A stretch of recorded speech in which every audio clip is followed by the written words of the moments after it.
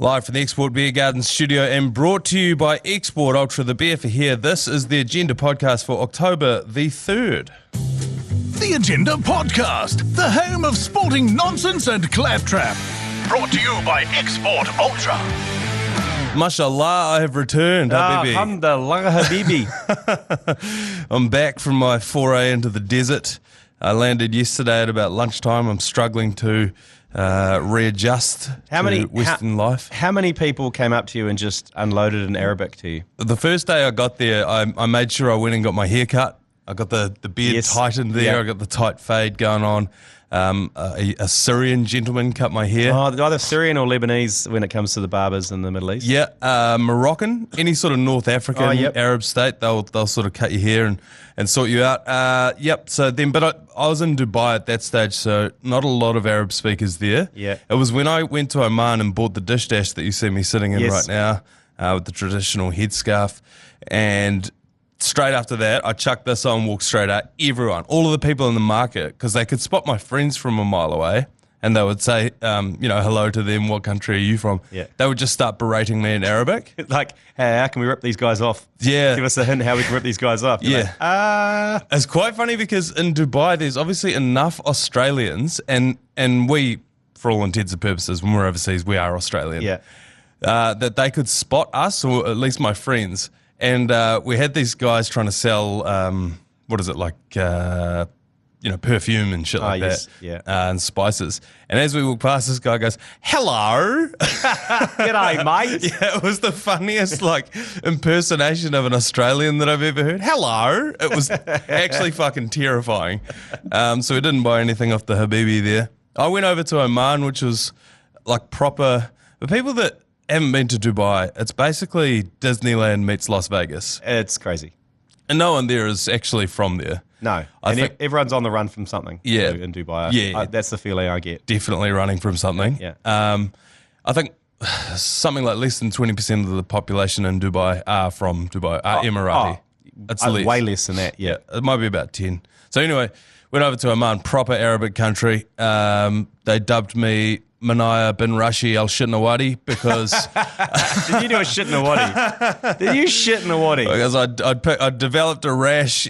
You talked yesterday on the podcast about how when I'm away on the road, I develop I look like Emperor Palpatine by the end of it. I'm rashy, my eyes are sunken into the back of my head. So by the time I showed up into Oman, that's what I looked like. Yeah. And I had some sort of stomach issue going on as well. I was like, I am going to shit in the wadi, which is like a desert oasis thing that you go swimming in.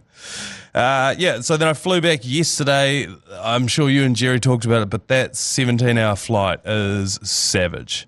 It's just, there's something about... But you forget about it after a while. It's like childbirth. It is, yeah. You do forget the pain of it. The first 6 hours, 7 hours fly by, and you're like, I'm doing well here. And then it just grinds to a halt from there. It's like like a time chamber. Did you have any good neighbours? Oh my God, my neighbours. I had these, fucking hell. I could see them. They were you could spot them. Everyone sitting on the plane as these two guys were getting on was like, please not me, please not me, please not me. Because he walked straight past me. He was like staring at the numbers. Clearly had no idea where the fuck he was sitting. Walked straight past me, had an argument with the guy about 6 rows behind me, realised he was in the wrong, came back, sat down next to me. I was like, fuck, here we go. They couldn't figure out, they didn't speak a lick of English, couldn't figure out the display thing in front of them, so they never watched it. The guy watched the... You raw dog it? No, he didn't raw dog it. The only thing he could figure out is the default channel on Emirates is like an Emirati propaganda channel. Yes, I've heard, yes. And he got stuck on that with no headphones and just watched that for 16 hours. He busted out a book. So an hour and a half into the flight, my man reaches over to grab a juice over the top of me and just tips orange juice all down my leg. I'm like, fuck, beauty. Here we go. Then, because the sun was up, but everyone was starting to go to sleep, so they, you know how they put the blue lights on and blah, blah, everyone's going to sleep.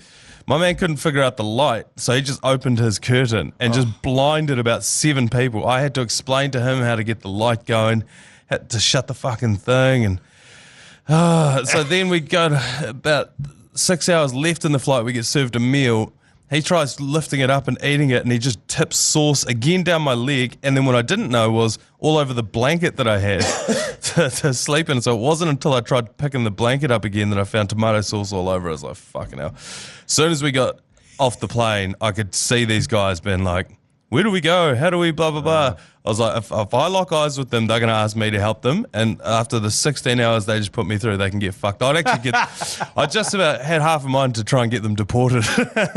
Just like, hey, we don't need these guys in here. So we get off the plane, we go through customs. And I'm like, anytime I go overseas, it's customary to bring the Toblerone back into the office. You'll notice there weren't any today. And it's not because I didn't buy any. I did. Let me tell you, they're doing a 2-for-1 deal at customs at the moment. Don't get sucked in by $48 it is for 2 Toblerones. They'll throw one in for free, but fuck, you're still spending $50 on chocolate. So I buy those. I go to fill my declaration card out, go to get my bag. I bump into Mitch McClenaghan, who was on my flight. He was doing commentary for like one of the world feeds over there. I see Adam Milne was on my flight. Jacob Duffy was on my flight as well. So I guess they'd all been over there with the Black Caps and then came back. Mitch was in cattle class with me. Jacob and Adam were not. Oh. Presumably in first class because they look fresh. Yeah, because the rest of them came back last night on a later flight. Oh, right. Yeah. Okay. Yeah. So anyway, I go over and have a yarn to Mitch, grab my bag, and then he goes, do you have to declare all that chocolate you bought us? Oh, fuck, where is it? And I realised I'd put it down when I filled my declaration card, went back to find it, someone bloody swiped it. And I was like, I'm not paying another $50, so everyone in the office can get fucked. But I have heard that you've had plenty of Toblerones around the office. We bought the Toblerones. It's okay. When did you guys get back? Friday? Friday morning. Oh, Friday afternoon. Yeah, so we had the weekend to convalesce. Yeah. But we're still on struggle street. But like I say, a lot of people will be thinking, Crimea River. And rightly so. I wanted to touch on the bender flu off the back of Oktoberfest because I've seen people post on social media that they've had it as well. Yeah.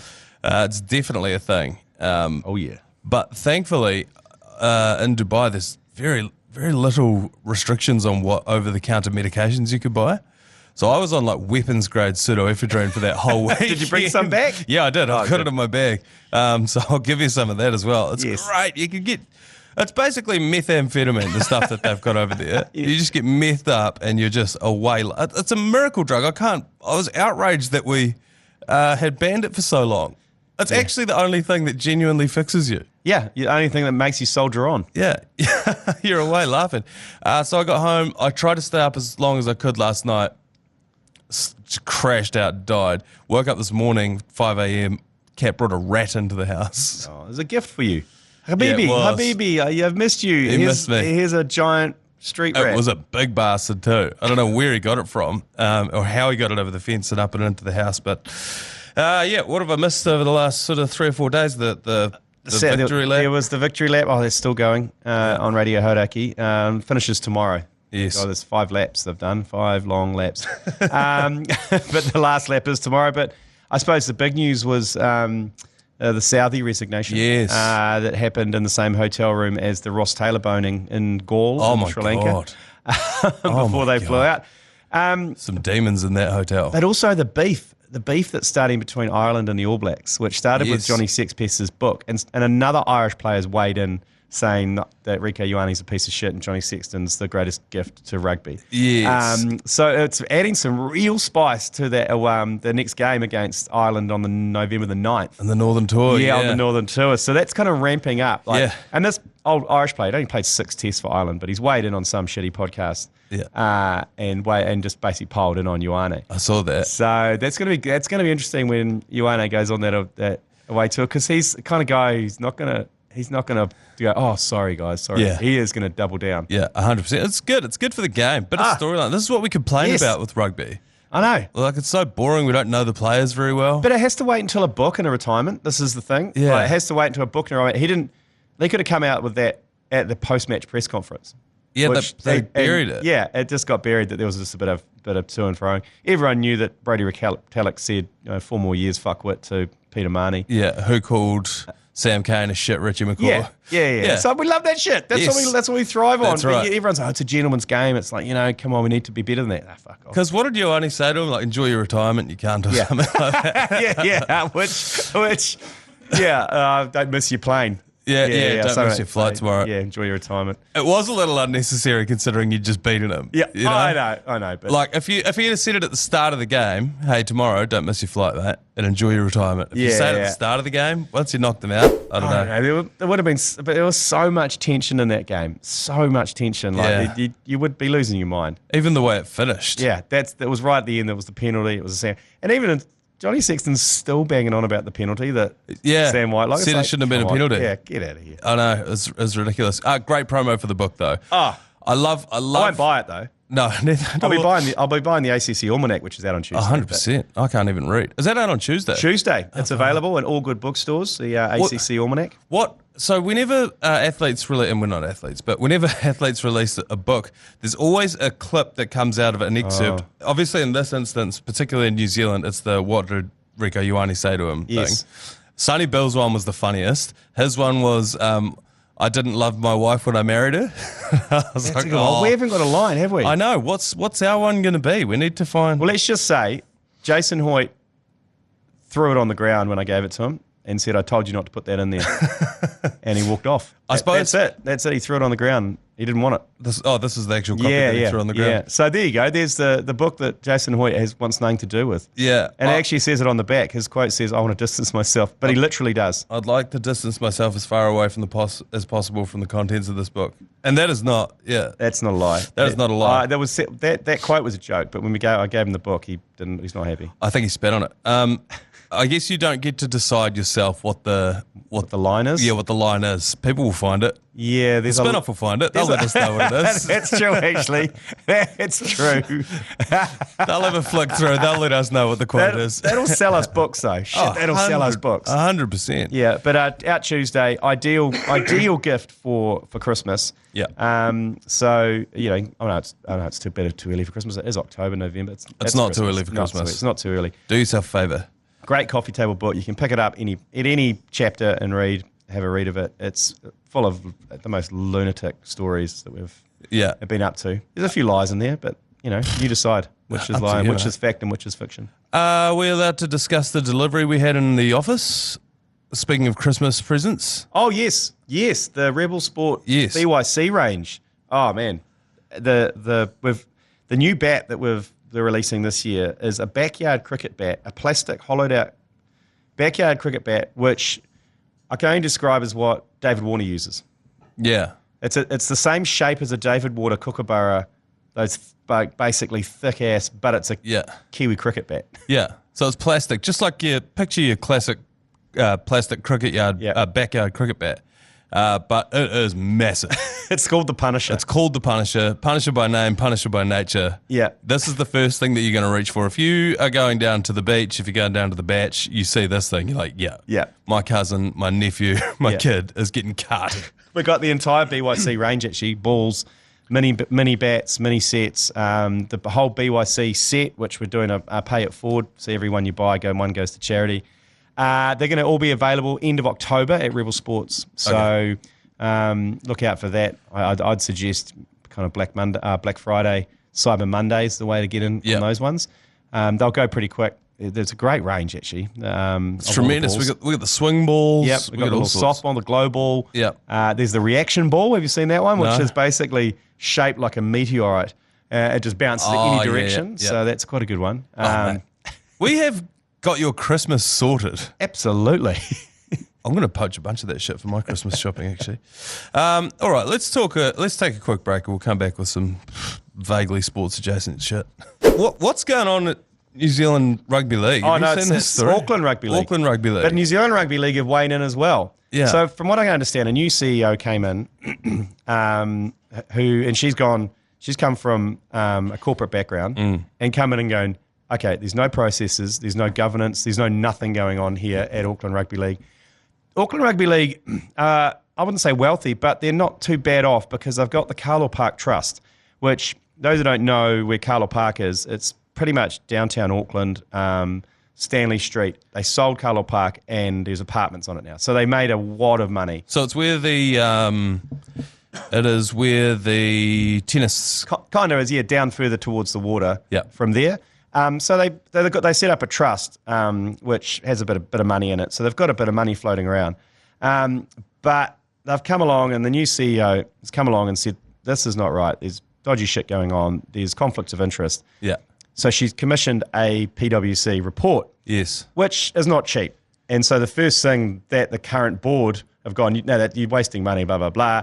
PwC come back with an initial report. I will tell you who's wasting money. Yeah, and so the three board members have been suspended due to just gross conflicts of interest of them using their own accounting firms.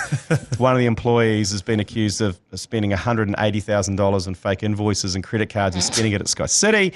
So it's all a shit show. Yeah. But then the board of Auckland Rugby League have appealed to New Zealand Rugby League.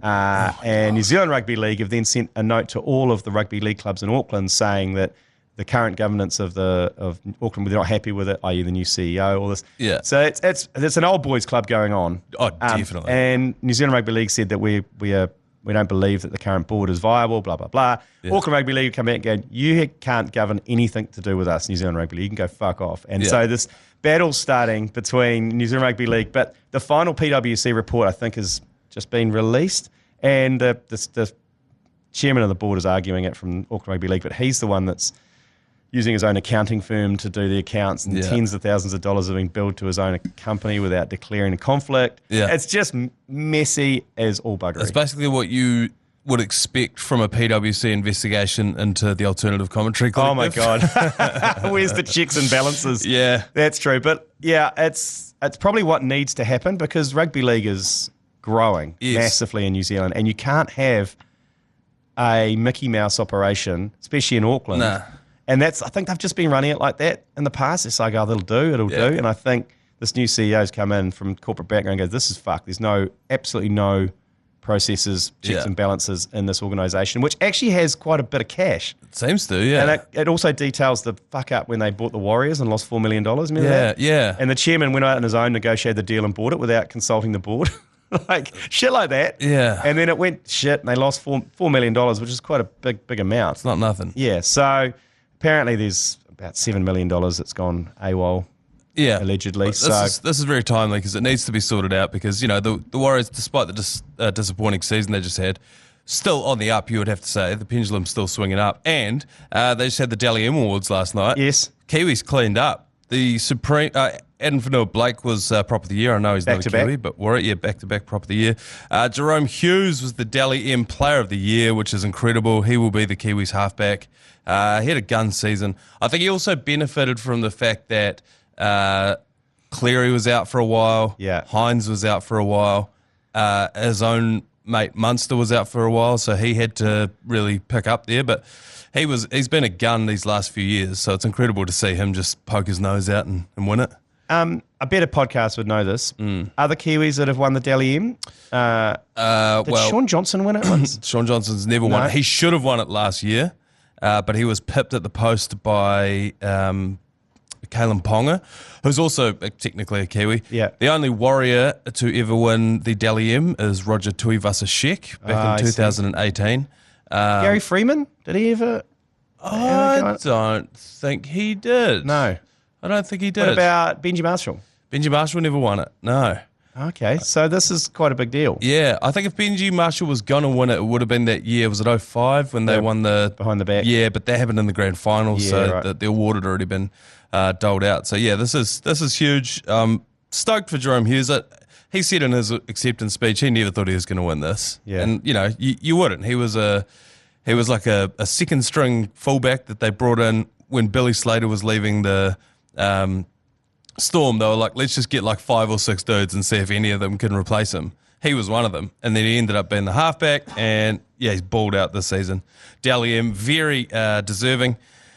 Ali Katoa, this is always hard to stomach. He was a Warrior just a few years ago, and he won second rower of the year. Could have done with him this year. Do they pick 2 second rowers of the year? They do, yeah. Okay. Yeah, so he was one of them. I forget who the other one was. Crichton. Angus Crichton. So, yeah, that's what's going on in the National Rugby League. And later on in the podcast, we're going to place a bet on the NRL Grand Final, which is this weekend. Yes, Sunday night, 9:30. I think you and Keezy are on the call on that one. Yeah, you'll be right by then. Yeah, I'll be okay by then. I'll be back. Yeah. I'll be back. What's going on with the America's Cup? Are we racing yet? No. It's still the Louis Vuitton. I actually, on the flight home, watched 2 races live on the Emirates Live Sport. It was quite cool. No, it's 6-4 to Great Britain, the Ineos team, over Prada, Pirelli, Gucci, Luna Rossi, the Italians. So 6-4, they only need to win one more because it's the first of 7. Oh, yeah. I think it's the first of 7. Yeah, usually best of 11. Yeah, something like that. It looks like New Zealand are going to come up against old mate Ben Ainsley. Yep. Who famously had an argument with Blair Tuke, remember, in the SailGP, going, "You're so arrogant. Yeah. You win an America's Cup, you think you can do everything." And Blair Tuke's like, "Oh, shut up, dickhead." So that looks like that, and that starts, I think, in about 10 days' time. The actual America's Cup. Actual America's Cup against Ineos. I'm presuming Ineos are going to win unless old Jimmy Spittle has a great comeback.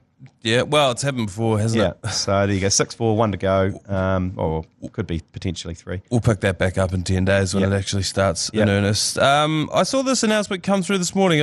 Was it just announced today? Lou Vincent's in the Black Clash? Yep, great to see. Yeah. Great to see Lou Vincent back in the Black Clash. I know he got presented as his Black Cap 100th cap a few weeks ago as well, which had been under a desk at a Players Association for about 10 years. Yeah. Paddles gave it to him on the weekend, didn't he? Yeah, Paddles gave it to him. So good to see Lou coming back. The rehabilitation of Lou. I think he got maligned massively. Yeah. He got treated. He was the only one who put his hand up and said, "I've done wrong." Yeah, I did it. And he got absolutely roasted for it while everyone else just ran for the hills. Yeah. Didn't answer phones and just lied. So good to see him come back. It'll be good for him. I know he's got a young family now. He's living up north, loving life. Yeah. He's going to Ibiza to play in a charity game. I saw that. There's like a T10 match in Ibiza. I love this shit. I've only just realised in the last sort of like 2 or 3 years what's going on with those old boys games. Yeah. It is just a piss up. Oh, absolutely. And I don't know why it took me so long to figure this out. And he's still in good nick. He's still got a good eye, even though, look, it doesn't really matter. I don't really bowl that fast, but I bowled to him in the nets up in Cobham Oval last year for the Movember Test match, which is happening again this year in Hamilton. And I bowled a juicy half volley. He hit it so hard back to me that it went past me. If it had actually been at my body, I think I would have died, because by the time it went past me, I had no idea, and he hit it so hard. So would have gone through you. Yeah, great to have Lou back for the Black Clash. Hopefully they mic him up and we can talk to him on the commentary, because he's a good man and he deserves the second chance. Unfortunately for him, Chris Gale's playing in the same match, so I think if anyone's getting mic'd, it's definitely Chris Gale. Oh no, but Chris Gale's on Team Rugby. Oh yeah. Yeah, so we'll get a couple. We'll get a couple of chances. They're drip feeding the team list through, aren't they? Well, you got Vittori, you got Kieran Reid are the captains. You've got Anton Devcic, who's going to be in team cricket again. I'd say the Marshalls, or Hamish Marshall. I'm unsure why James isn't getting a run, but Hamish is. Seems odd. Anyway, the Harry Jav will probably be there again. Yeah. I would say for Team Rugby, they kind of drip feed it, because I think they really need to get the services of Jock McKenzie. From Auckland. Who's the one who's playing for both Auckland and the Blues. Aces. Yeah, and he's quick, he's rapid, and he'll put the shits up the cricket players. I don't think he's playing rugby this year. Oh, I'm not sure.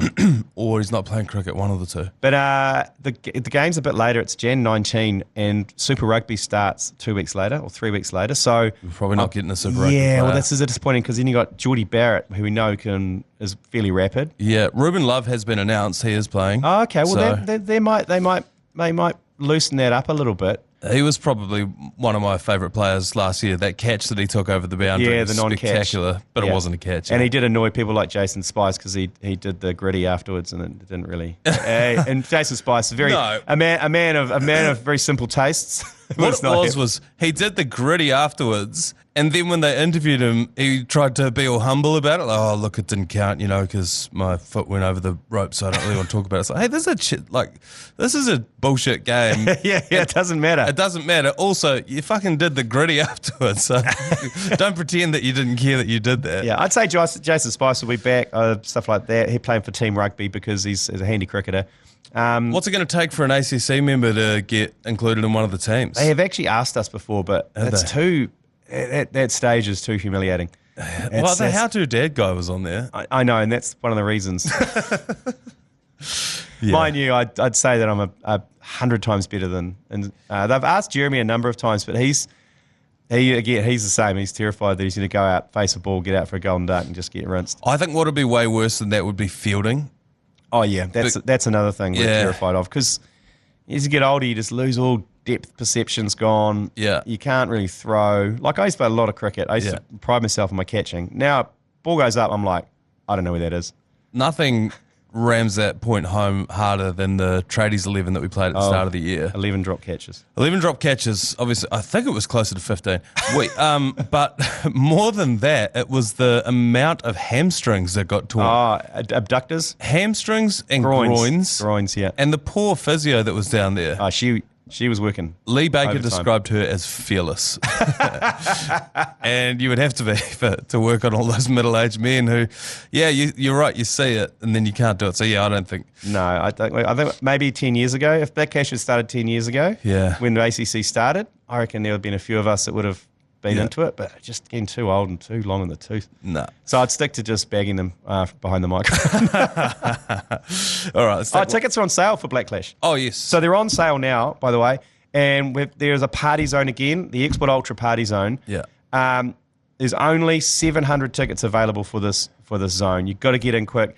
As part of the ticket, you get a Steady the Ship, Export Steady the Ship hat, a party shirt, a sports ear, some snackachangies, and a couple of complimentary beers. Oh, my God. So automatically, that's about $100 worth of value for that ticket. So there's only 700. Last year, it sold out in 2 days. So get on the blackclash.co.nz and get onto the party zone. We'll be there running the party zone. It's going to be fucking loose. Yeah. Get into it. Yeah. All right. One more quick break. We'll be right back. Have you seen...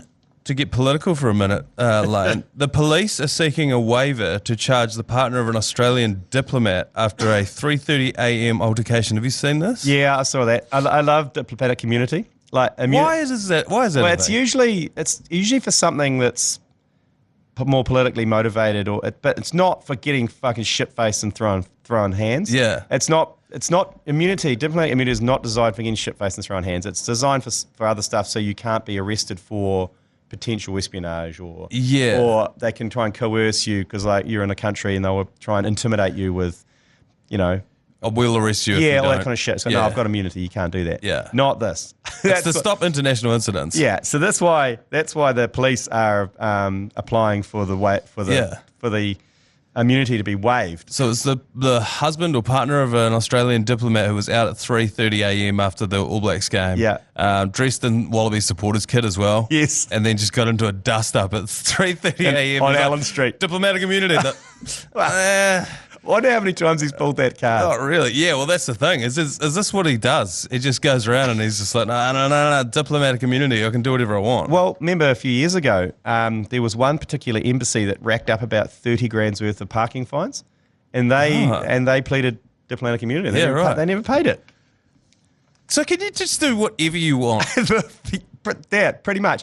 But I think in this case, he's lizard after the game. Yeah. He's got into a fight. It's not really what immunity is designed for. No. It's not designed to protect bad behaviour. It's to protect international relations. Yeah. Not you got on which arguably is one of the most Australian things to do. I think you should go out in that dish dash and just cause trouble and just go, hey, baby, I'm only diplomatic immunity. Yeah. I have diplomatic immunity from the Sultanate of Oman. Yeah. I'll call the Sultan right now. I never did get to talk to Sheikh Mo about the sports washing and podcast washing that I was hoping to do, and I never did get over to Saudi. Tensions were escalating while I was over there in the that's Middle true, East. actually. You would have seen a couple of rockets go over your head. I did, yeah. I did. Got to see the Iron Curtain from a distance. That's true, because the right where Oman and UAE is in the flight path from Iran to Israel. So they would have gone overhead. They wouldn't have gone overhead, but you would have been able to see them. Yes. No, I don't. You know you're in the mixer when you're over there. Yeah, fuck yeah. When I lived there for 2.5 years, I might have told the story before, but a huge sandstorm came through. Out of nowhere. Came out of nowhere and like wasn't forecast or anything, because usually they can forecast when there's a wind coming, it'll whip it up. Yeah. And basically, it was the movement of troops in Iraq, American movement of troops. They moved so many troops at once that they basically dug up the sand and it blew a sandstorm to UAE. And we're like, okay, I'm really in the mixer here. That's come from Iraq and it's come from a military movement. Yeah, there were a few like, I didn't know Al Qaeda was in Yemen. Oh yeah. So I was and Saudi have been bombing the shit out of Yemen too. Oh fuck yeah. So the Americans, everyone has been. Everyone's having a hoon. They're lighting Yemen up, and I was not far away from Yemen. I think even Israel were lighting Yemen up. At the same time. Everyone's having a crack at Yemen. What are the Yemenis? Poor bastards. Oh, it's because Al Qaeda are there, are they? Well, no, it's because they are right on, there's that little channel, I forget what it's called, but it goes up there, the little canal that goes up that side of the Arabian Peninsula, and they have not been getting a cent for any of the boats that are going past them. So it's basically piracy. They've started pirating all those ships. Okay, going full Somali. Yeah, and so instead of paying them for, the right to use their waterways, America's like, what if we bomb the fuck out of you? How about that? Hey, like them apples. Yeah. That's only a couple of hours away from where I was. I don't know if I said this at the top of the podcast, but it was to the point where my mum was ringing my missus, being like, he needs to get out. Yeah, is he on his flight? Has he left yet? I've seen things are heading up in the Middle East. I said, it's all right, Mum, I don't own it's a spicy meatball, the whole Middle East. I don't own a pager. I'm fine. There's crazy shit as well. Anyway. No reports on it over there, funnily enough. Anyway, yeah, so sticking with politics, the MP's credit card statements have been released. Yes. Have you seen this? This is for, I think, from April to June of this year. Okay.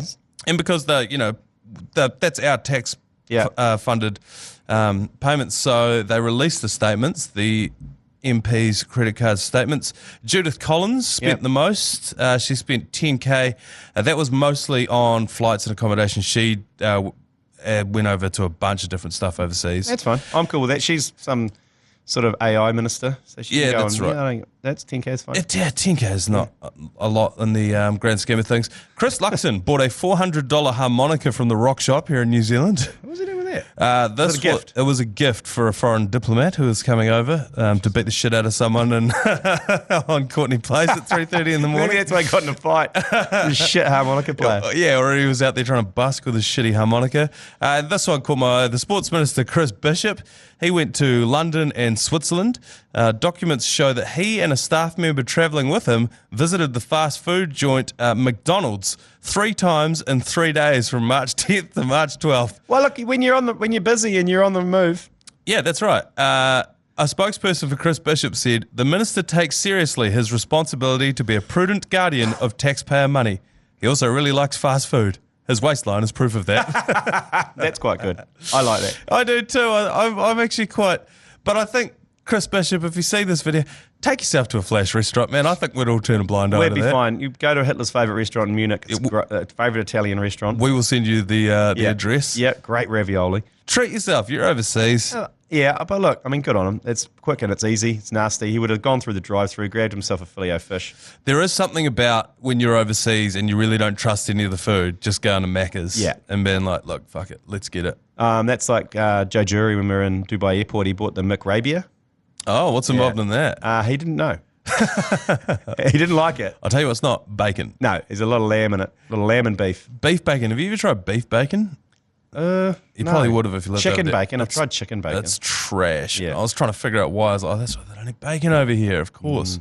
By the way, just quickly while I'm distracted, so I'm in my full dish dash thing here, which, by the way, I had to buy to go into the mosque. Yeah. It's disrespectful. It's not cultural appropriation. It's not. They make you wear stuff like this. It's rude over there to wear shorts. Shorts are banned in most places. You're not allowed to. And all I packed was shorts. I'm not going to put. It's so fucking hot, and you have to wear 40 longs. degrees. That's why you wear the linen pants. Yeah. So I didn't have the linen pants. So I got the Kandora, the dish dash, the The full get up. We all did. And we were having breakfast on the way out of Oman. We stopped there and this car just came to a screeching halt beside us. This guy jumped out and he came over. I had to shake your hands. Where are you guys from? Where are you guys from? From New Zealand. He's like, I saw you guys sitting here when I drove past before. So when I drove past again, I couldn't stop laughing. I couldn't stop smiling. I had to come and shake your hands. I saw the swag. And I was like, I have to introduce myself.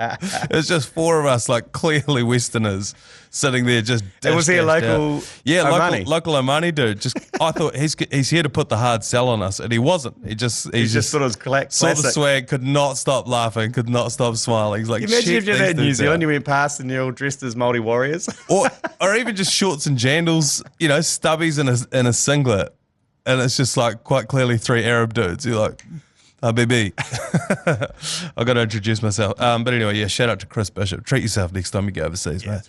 You're worth it. Just before we knock this thing on the head, we need a hunch, I think. TAB hunch. The NRL Grand Final's going on this weekend. And like you said, it's not till Sunday night, 9:30 p.m. By the time they kick off, it'll be 10. Yeah. I guarantee it. They've got some powerful power plays on there. And one that caught my eye was Cleary, anytime try scorer, and the Panthers to win at $6.25. That's... Yeah, I think the Panthers are favourites. They're not. They're outsiders. What? Yeah. The Melbourne Storm are $1.90. The Panthers are $1.95. Oh, I didn't even consider that the Panthers wouldn't win this. I know. Same here. That's what I mean. So I think that's really juicy. Yeah. The Melbourne Storm have been rocking and rolling. And like we said, they've got the Dally M Player of the Year in their team. But 3 in a row for the Panthers so far. They've lost their front rower, though. To suspension, or is he still appealing? Is he still appealing that? No. He gone. He gone. Big Nelly from Welly. We've been hunching a storm up because our pot is up over $3,000 now. I saw that. So after this weekend, depending on there's a couple of results here, we're going to give that away. Are we giving it away already? I don't know, but no, it's still in there. Still in there. So there's going to be an almighty dish up, or a dish out, dish dash coming up. So that. All right, just before we knock this thing on the head, tomorrow, I reckon we just run a full Yours Please. Oh, there's so many Yours Pleases. Expose. I just saw the backlog this morning when I logged into my computer, and there are hundreds of them, and I think we need to boil them down, because I know a lot of them will be asking the same thing, but they're all about our trip. Right. So I think tomorrow, me and you, we probably won't get hold of Jerry, because it's their last ever show tomorrow. Yes. So I think tomorrow we just sit down, full expose, the PwC investigation into the Export Ultra Beer Garden tour of Munich. With and using people's Yours Pleases. Yes. Okay. Yeah. That sounds great. And also we've got the sports book back tomorrow as well with Carl from the TAB. Looking forward to it. All right, let's knock this thing on the head, and we will see you tomorrow for another episode of The Agenda Podcast. You've been listening to the ACC's Agenda Podcast, brought to you by Export Ultra. For more episodes, like and follow on iHeartradio or wherever you get your podcasts.